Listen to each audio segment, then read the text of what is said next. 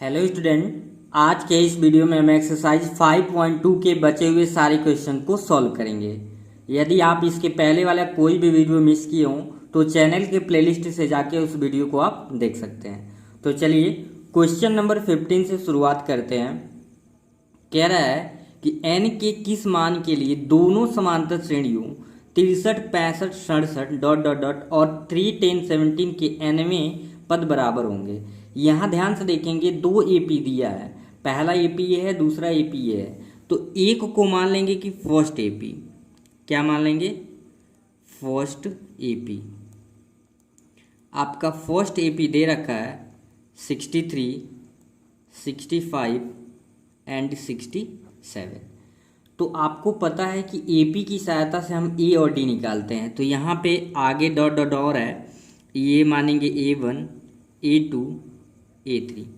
यहाँ पे लिखेंगे देयरफॉर ए क्या आपका आ जाएगा? ए आ जाएगा 63। और आप जानते हो डी की वैल्यू हम कैसे फाइंड करते हैं? A2 minus A1। तो इसकी सहायता से A2 आपका क्या है? A2 है 65 माइनस 63, यानी कि डी की वैल्यू यहाँ से आ गया 2। तो हम पहले एपी का दो चीज़ फाइंड कर लिए, ए की वैल्यू 63 और डी की वैल्यू 2। इसी प्रकार से लिखेंगे सेकेंड एपी। तो सेकेंड एपी भी आपका दे रखा है 3, 10, 17 और dot dot dot. As usual उसमें भी A1, A2, A3, लेकिन पहले वाले एपी में स्मॉल ए और स्मॉल डी यूज कर चुके हैं, इसलिए इसमें लिखेंगे बिकॉज ए की वैल्यू क्या होता है? ए होता है A1 के इक्वल, यही तो होता है फर्स्ट टर्म। तो A1 आपका यहाँ से आ जाएगा, मतलब कि ए आ गया 3, और इसे कैपिटल डी लिख देते हैं क्योंकि स्मॉल डी यूज हो चुका है। तो इसे क्या लिखेंगे? A2 minus A1। तो D इक्वल्स टू A2 देखेंगे ध्यान से, तो 10 है माइनस 3, यानी कि दूसरे एपी का D जो निकल के आ गया 7 आ गया। पहले एपी का भी ए और डी निकल गया और दूसरे एपी का भी ए और डी निकल गया। अब यहाँ पे ध्यान देंगे, लिखेंगे अकॉर्डिंग टू क्वेश्चन। प्रथम एपी में जो कह रहा है कि ये दोनों एपी जो हैं एन के किस मान के लिए समान होंगे, ये दोनों जो एपी एन के किस मान के लिए समान होंगे। तो अकॉर्डिंग टू क्वेश्चन पहले एपी का एनवां पद दूसरे एपी के एनवें पद के क्या होगा? बराबर होगा। यानी प्रथम एपी का एनवां पद दूसरे एपी के एनवें पद के क्या होगा? बराबर होगा। तो यहाँ पे ध्यान देंगे, पहले एपी के लिए हम लिख रहे हैं A plus N minus 1 into D. मतलब कहने का ये है ए भी ए एन होगा, लेकिन ये कैपिटल ए एन से डिनोट कर रहा है क्योंकि इसमें कैपिटल लेटर से लिए हुए हैं। क्योंकि ए एन तो एक को स्मॉल से, एक को ए एन से। कॉन्सेप्ट को समझेंगे, यानी ये दोनों जो एपी हैं आपस में एनवें पद के लिए कर रहा है। कौन से एनवें पद के लिए? इसका मतलब ये हुआ कि इसका एनवां पद और इसका एनवां पद, दोनों एपी के एनवां पद आपस में इक्वल होंगे। इस क्वेश्चन को ध्यान से समझेंगे और ये क्या लिख देंगे? A plus N minus 1 into capital D लिख देते हैं। अब वैल्यू पुट करेंगे, पहले है 63 प्लस एन की वैल्यू क्या है? एन की वैल्यू इसमें हमें फाइंड करना है। डी क्या है? डी हम लोगों ने निकाला है 2 है, ये फर्स्ट एपी का था। सेकेंड एपी का ए आपका है 3 और प्लस एन माइनस 1 और डी की वैल्यू इसमें क्या है? आपका 7 है। बस अब इसी को सिस्टमेटिक सॉल्व करते जाना है। तो ज़रा ध्यान देंगे, 63 ये प्लस इधर ट्रांसफ़र करेंगे तो माइनस 3 होगा, और n का 2 में मल्टीप्लाई होगा 2n minus 2 is equals to 7 का n में मल्टीप्लाई करेंगे तो 7n माइनस का 7, ये 3 इधर ट्रांसफ़र हो गया है। तो ये 63 यानी 60 हुआ और माइनस 2 को यहाँ पे लिख लेंगे, और फिर ये माइनस का 7 है तो इधर ट्रांसफ़र कर लेंगे प्लस 7n, और प्लस से इधर आया हो गया 2n। एक बार और समझते हैं इसको, 63 और यहाँ प्लस है माइनस 3 हो गया, 2 का n में किए 2n और 2 का 1 में हुआ 2, और फिर 7 का n में करेंगे 7n और माइनस 7। अब क्या किया गया, 63 में से 3 को सब्ट्रैक्ट करेंगे तो 60, और फिर यहाँ पे 2n को क्या किया गया दूसरे साइड में, -2 को रहने दिया गया, -7 इधर आया, हो गया +7। पहले से 7n था और ये +2 है तो इधर आया -2n। अब जरा देखेंगे, ये 60 है, ये 7 है, तो पहले लिख लीजिए 67 - 2 = 7 में से 2 को सबट्रैक्ट करेंगे 5n। दिस इम्प्लाइज 2 सबट्रैक्ट करेंगे 67 में तो 65 5n। ईजिली अब काट दीजिए, m से मतलब 5 × 9 = 5 13, n की जो वैल्यू आ गया 13, n की वैल्यू कितना आ गया 13, यानी यही आपका क्या होगा आंसर।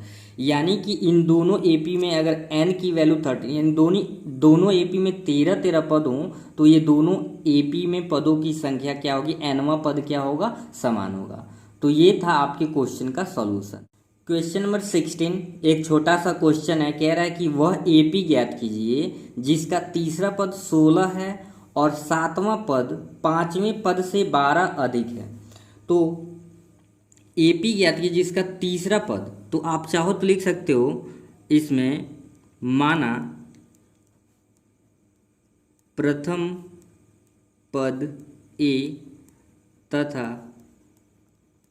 सार्वअंतर डी है, इतना मान सकते हो। अब लिख दोगे अकॉर्डिंग टू क्वेश्चन। क्वेश्चन पढ़िए, कह रहा है कि एपी ज्ञात कीजिए जिसका तीसरा पद, तो आपको पता है तीसरे पद का मतलब A3, तीसरा पद 16 है, तीसरा पद आपका क्या है 16 है। और फिर इसे मान लीजिए इक्वेशन फर्स्ट, या थोड़ा सा और आगे बढ़ा देंगे, A3 को आप क्या लिख सकते हो, A+2D = 16। अब मानेंगे इक्वेशन फर्स्ट, ये यहाँ तक हो गया। फिर क्या कह रहा है, और 7वां पद 5वें पद से 12 अधिक है, तो A7, 7वें पद को क्या लिखेंगे A7, कह रहा है कि 5वें पद से A5 + 12। यही इस क्वेश्चन में लॉजिक था। क्या कह रहा था, 7वां पद 5वें पद से 12 अधिक है, तो A7 = A5 + 12। तो A7 को हम क्या लिख सकते हैं, A+6D, A5 को लिख सकते हैं A+4D, और प्लस का क्या है 12। अगर कम का आता तो माइनस करते, चूंकि अधिक कर रहा है इसलिए क्या करेंगे प्लस। तो A से A क्या हो जाएगा, कट जाएगा। कैसे कटता है, चाहे ये प्लस इधर भेजिए तो माइनस होगा तो 0 हो जाएगा, चाहे इसको इधर भेजिए, इसलिए काट सकते हैं। अगर बीच में इक्वल है, दोनों तरफ बराबर वैल्यू कोई है तो उसे हम काट सकते हैं। अब क्या करेंगे 6D, ये प्लस इधर आएगा -4D = हो गया 12। सिंपल सा क्वेश्चन था ये। 6 में से 4 को सबट्रैक्ट करेंगे 2D = 12, 2 से कैंसिल आउट करेंगे, यहाँ D की वैल्यू क्या आ गया 6 आ गया। अब यही D की वैल्यू क्या करना है, इक्वेशन फर्स्ट में फाइंड कर देना है, ठीक है। अब हम लिखेंगे समीकरण 1 से। समीकरण 1 आपका क्या है, A+2D = 16। तो यहाँ से D की वैल्यू पुट कर देना है। D की वैल्यू क्या था 6 = 16, तो A = 16, 6 2 = 12, 12 होगा, और प्लस है तो इधर आ जाएगा -12 होगा। तो A की वैल्यू आपका 16 में से 12 को घटाएंगे 4, तो A निकल गया, D निकल गया। तो आप जितना चाहें AP बना सकते हैं। तो यहाँ पे लिखेंगे AP की जो वैल्यू आ जाएगा क्या होता है, A होता है, A+D होता है, A+2D होता है। इस तरीके से जितना टर्म कहेगा निकाल सकते हो। तो A का मतलब 4, A+D, तो चूंकि D की जो वैल्यू था 6 था, तो 4 और 6 क्या हो जाएगा 10, A+2D, तो 6 2 = 12, 12 4 14। तो ये आपके क्वेश्चन नंबर 16 का क्या हो गया, सॉल्यूशन हो गया। क्वेश्चन नंबर 17 देखेंगे। बस ये आपको ध्यान देना है, क्वेश्चन को ध्यान से पढ़ते हैं और उस क्वेश्चन में जो भी इंफॉर्मेशन है उसके अनुसार जब AP आप सॉल्व कर रहे हैं तो कोशिश यही करिए कि A, D और N पता चल जाए। तो यहाँ पे AP को पहले लिख लीजिए। क्वेश्चन पढ़ लेते हैं। AP3 at 13 ... 253 में अंतिम पद से 20वां पद, यानी अंत से 20वां पद निकालना है। तो सबसे पहले AP नोट करते हैं। AP आपका है 3 8 13 ... 253। तो आपको पता है इसे A1 बोलेंगे, A2 बोलेंगे, A3, और ये आपका क्या होगा AN होगा। तो दिए गए इन्फॉर्मेशन के अनुसार हमें क्या क्या मिला, A होता है फर्स्ट टर्म, D आप निकाल लो A2 - A1, तो A2 है 8 माइनस का 3, तो D भी आपका आ गया 5।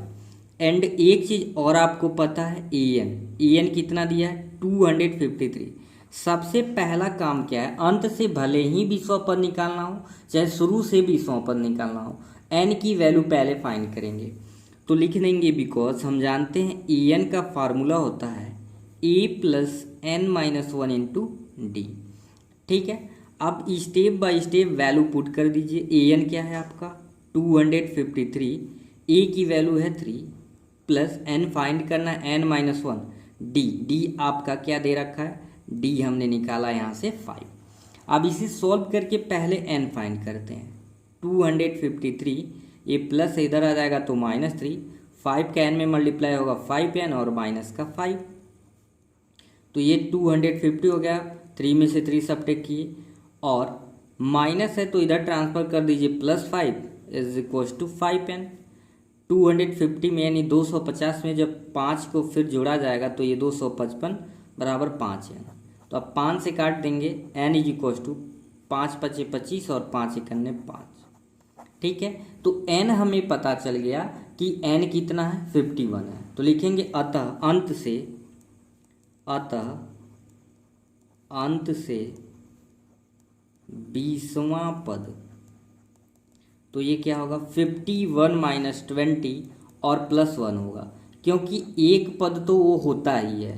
तो जब घटाएंगे तो ये समझ लीजिए यहाँ पे क्या हुआ, 51 में से 20 को घटाएंगे तो 31 और +1, यानी कि 32वां पद जो होगा, शुरू से 32वां पद जो होगा, अंत से वो क्या होगा 20वां पद। तो इसे आप यूँ समझ सकते हो, चाहे अंत से 20वां पद कहिए और चाहे शुरू से फर्स्ट से 20वां पद 32वां पद, दोनों क्या होगा सेम होगा। तो ऐसे जब भी क्वेश्चन अंत से कहेगा तो जितना नंबर ऑफ टर्म आएगा उसमें से जितना पद कहेगा वो घटा के +1 कर देंगे तो आपको पता चल जाएगा। यानी कि हम 32वां पद निकाल दें तो अंत से चाहे हम 20वां पद कहें चाहे फर्स्ट से 32वां पद कहें, वो हमारी सॉल्यूशन आ जाएगी। तो इसलिए A32 यानी कि अंत से 20वां पद, इसे हम क्या कहेंगे अंत से 20वां पद, यही आपका क्या होगा अंत से 20वां पद। यानी A प्लस क्या होगा 31 इंटू डी। ए 32 है तो एक कम कर देते हैं। ए की वैल्यू हमने क्या निकाला है, ए की वैल्यू 3 है, ए पी में दे रखा है। 31 इंटू डी, डी की वैल्यू क्या है, डी की वैल्यू है 5। तो बस सॉल्व कर लेते हैं। यहाँ पे ये जो n की वैल्यू सिर्फ निकालना पड़ा है, हमें ये पता करने के लिए शुरुआत से ये कौन होगा। तो इस प्रकार से 3 5 1 जा 5 5 3 जा 15। आप जब 3 ऐड करेंगे तो ये क्या हो जाएगा 158। ये आपका क्या होगा आंसर हो गया। तो नोट जरूर बनाएं और अच्छे से क्वेश्चन को बार बार प्रैक्टिस करें कि आपको एग्जामिनेशन में कोई कंफ्यूजन ना हो। क्वेश्चन नंबर 18, किसी एपी के चौथे और 8वें पदों का योग 24 है। तो पहले स्टेप पढ़िए और लिखते जाइए, एपी के चौथे और 8वें पदों का योग। तो एपी के चौथे, तो चौथे को A4 और 8वें A8, इनका जो सम दिया है 24। तो इसे हम थोड़ा सा मॉडिफाई करें, A4 को लिख सकते हैं A + 3D और 8वें पद को लिख सकते हैं A + 7D is equal to 24। ये पहला लाइन पढ़े हैं उसी का इन्फॉर्मेशन है। A और A आपका क्या हो गया 2A, 3D + 7D, ये आपका हो जाएगा 10D इज इक्वल टू 24। तो कभी भी इक्वेशन बनता है अगर उसे हम छोटा कर सकते हैं तो छोटा कर लेंगे। ये 2 से डिवाइड करेंगे तो A हो जाएगा 2 5 जा 10 और 2 12 जा 40, इस मतलब ये 12 टाइम में 24 होगा। और यहाँ पे आप लिख सकते हैं 2 से क्या करने पर भाग देने पर, 2 से भाग देने पर। ये लिखने से ये होता है कि बाद में अगर डायरेक्ट आप समझते हैं तो कन्फ्यूजन नहीं होता है। फिर आगे क्या कह रहा है, यहाँ तक तो पढ़ लिए थे। तथा छठे और 10वें पदों का योग 44 है।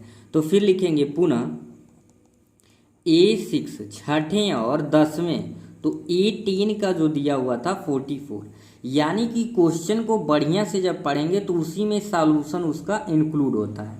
तो अब A6 को आप लिख सकते हो A + 5D और A10 को लिख सकते हो A + 9D is equal to 44। तो फिर A आपका हो जाएगा 2A 5D + 9D, 9 5 कितना होता है 14, 9 5 14 और फिर वही यहाँ भी लिख दीजिए 2 से क्या करने पर, क्योंकि 2 सब में कॉमन है, जो कॉमन होता है वही तो भाग करते हैं, 2 से भाग देने पर। तो जब 2 से आप भाग दोगे यहाँ पे तो ये हो गया 2 एकम 2, यानी ए बचेगा 2 7 14 और 2 दूना 4, यानी कि ये हो जाएगा इक्वेशन सेकेंड 22 दूना 44। अब एज यूजुअल इक्वेशन फर्स्ट और सेकेंड को सॉल्व करके ए डी निकाल लेना है। तो लिख देंगे समीकरण 1 व समीकरण 2 से। एकदम स्टेप बाय स्टेप एग्जाम में आपको क्या करना होता है, अच्छी तरीके से लिखना होता है। तो इक्वेशन फर्स्ट आप देख रहे हैं ए प्लस क्या है 5d इज इक्व टू 12, और इक्वेशन सेकेंड है A plus 7d is equal to 22, इसे मान लेंगे इक्वेशन सेकेंड। देखिए ए की वैल्यू सेम है, जब समान होता है कोई तो उसे लिखते हैं घटाने पर, अगर समान नहीं होता तो लिखते जोड़ने पर। ये साइन क्या है सेम है, इसी वजह से लिख रहे हैं घटाने पर। तो ये हो गया माइनस, प्लस है तो माइनस, और फिर क्या है प्लस है तो माइनस, ये कट गया। हाँ, अगर ए की भी वैल्यू जो गुणांक है समान नहीं होते तो या तो ए के गुणांक को बराबर बनाता है या तो डी को, लेकिन यहाँ पे तो बराबर इसके गुणांक है तो सीधे इनके साइन समान थे, इसलिए क्या लिख रहे हैं घटाने पर। ये 5d है माइनस 7d है, ये साइन नहीं ये वाला साइन, तो 7d और 5 तो ये माइनस 2d होगा। 2 में से 2 को सब्ट्रैक्ट करेंगे 0 और 2 में से 1, मतलब कि -22 में से 12 को सब्ट्रैक्ट करेंगे ए भी माइनस में ही आएगा। तो माइनस से माइनस कैंसिल, 2 5 जा 10, तो डी की वैल्यू आ गया 5। अब ये डी की वैल्यू आप चाहे इक्वेशन फर्स्ट में रखो चाहे सेकेंड में, निकल जाएगा। तो लिख लेंगे समीकरण 1 से, क्योंकि वो छोटा है। समीकरण 1 से एक बार फिर मैं बता दूं, आप 1 में रखो चाहे 2 में रखो, वैल्यू में कोई चेंजिंग होने वाली नहीं है। ये क्या है a plus 5d is equal to 12, तो a plus 5 into 5 is equal to 12, क्योंकि d की वैल्यू 5 है तो a इज इक्व टू 12, 5 5 आपका हो जाएगा माइनस का 25। अब इसे सॉल्व कर लेते हैं।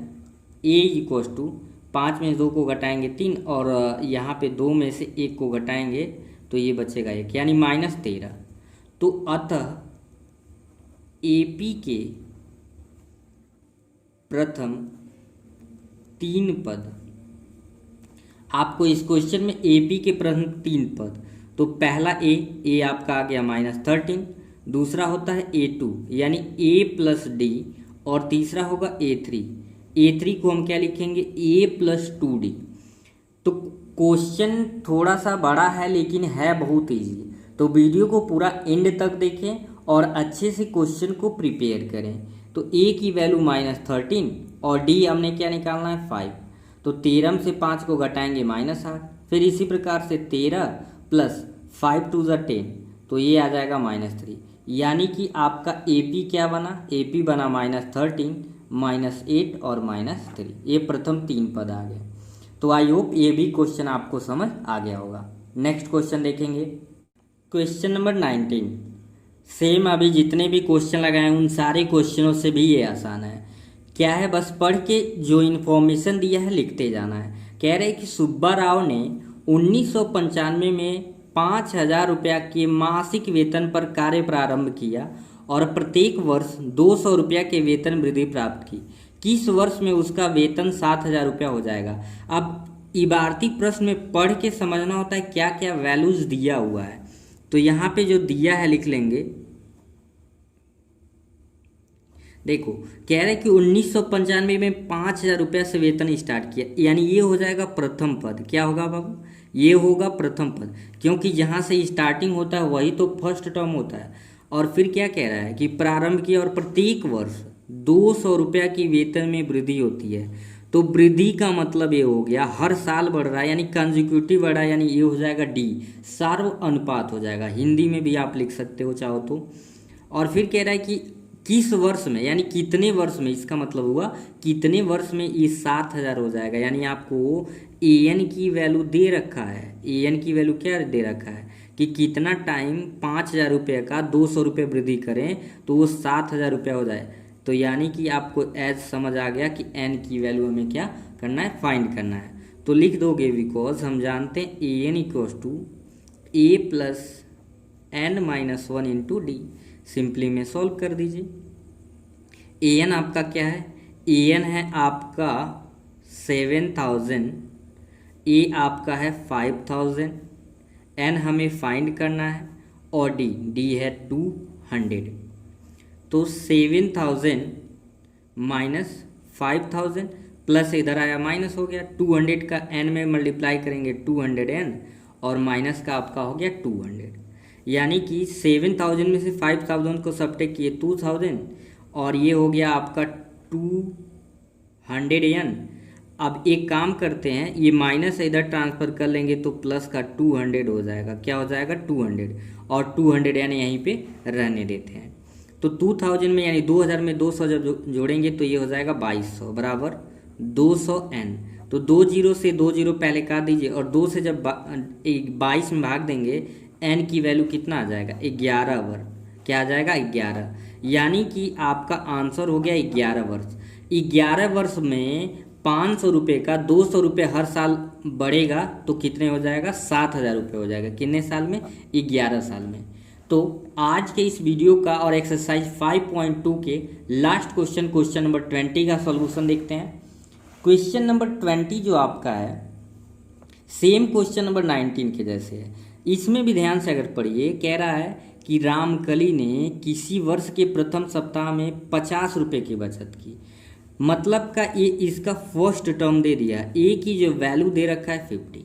यही तो आपको पहचानना है कि क्वेश्चन में क्या दिया है, बचत की और फिर अपनी साप्ताहिक बचत यानी 50 तो फर्स्ट पहली बार में 50 बचाया। उसके बाद क्या कह रहा है कि हर सप्ताह 17 रुपये 5 पैसे बढ़ाती गई यानी डी। अब ये फिक्स कर दी है कि हर हफ्ते 17 रुपये 5 पैसे हमको बचाना है। ये क्या हो गया डी की वैल्यू। तो 17.5 डी की वैल्यू हो गया। अब कह रहा है कि यदि nवें सप्ताह में उसकी बचत 207 रुपये 50 पैसे हो जाती है तो n ज्ञात कीजिए। मतलब ए दे रखा है an क्या है 207.50। तो निकालना क्या है आपको n की वैल्यू। क्या ज्ञात करनी है n की वैल्यू। सेम क्वेश्चन अभी जैसे सॉल्व हुआ वैसे इसको भी करेंगे। an equals to a plus n minus 1 into D.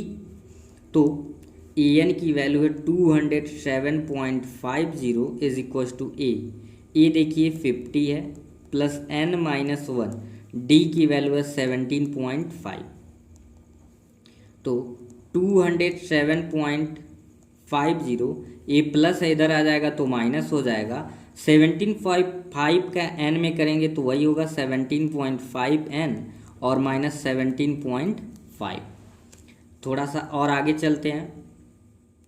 207.50 ये माइनस है इधर भेज देंगे तो ये हो जाएगा 17.5। 5 का है तो 50 लिख सकते हैं और माइनस 15 इज इक्वल्स टू 17.5। इस स्टेप को एक बार और समझेंगे। 207.50 207.50 ये माइनस इधर आएगा 17.5 मतलब 17.50 हम लिख सकते हैं। यानी 17 रुपये 50 पैसे की बात हो रही है और माइनस में है 15 और ये आपका उधर क्या था बराबर के उधर 117.5 n हो जाएगा। ये दोनों प्लस ऐड करिए, 0 का 0 में ऐड करेंगे 0 5 5 10 यानी ये हो गया 0 7 7 14 1 15 1 और यहाँ से लेख 2 यानी 225 माइनस का 50 बराबर 17.5 n।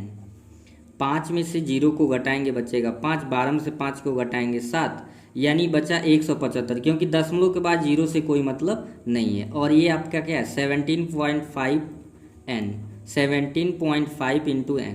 तो आपको पता है कि ये इंटू में है तो डिवाइड में हो जाता है यानी 175 बटे कितना होगा 17.5। सिर्फ कैलकुलेशन है और इस क्वेश्चन में कोई दम नहीं है। आप चाहो तो ऊपर भी 10 से गुणा कर दो नीचे भी, क्योंकि दशमलव के बाद एक अंक है। तो इस तरीके से जब गुणा करोगे 175 का 10 में तो ये हो जाएगा 01 और ये पॉइंट के बाद एक डिजिट है 10 से गुणा करेंगे तो 175 बराबर n। तो 175 बाद से काटेंगे तो कितने बार में कटेगा 10 यानी n की वैल्यू 10 और ये आ जाएगा वर्ष में। यानी कि 10 वर्षों में 50 रुपये पहली बार बचा है और फिर 17.5 बचाती जा रही है तो 10 वर्षों में ये 207 रुपये कलेक्ट कर लेगी। तो आज का ये वीडियो आपको कैसा लगा कमेंट सेक्शन में ज़रूर बताएं और साथ ही सीरीज से रिलेटेड या वीडियो से रिलेटेड कोई सुझाव है तो ज़रूर दें। और चैनल पे नए तो चैनल को सब्सक्राइब कर लें और ज़्यादा से ज़्यादा शेयर करें ताकि ज़्यादा बच्चे तक पहुँच सके। फिर मिलेंगे नेक्स्ट एक्सरसाइज में, तब तक के लिए थैंक यू।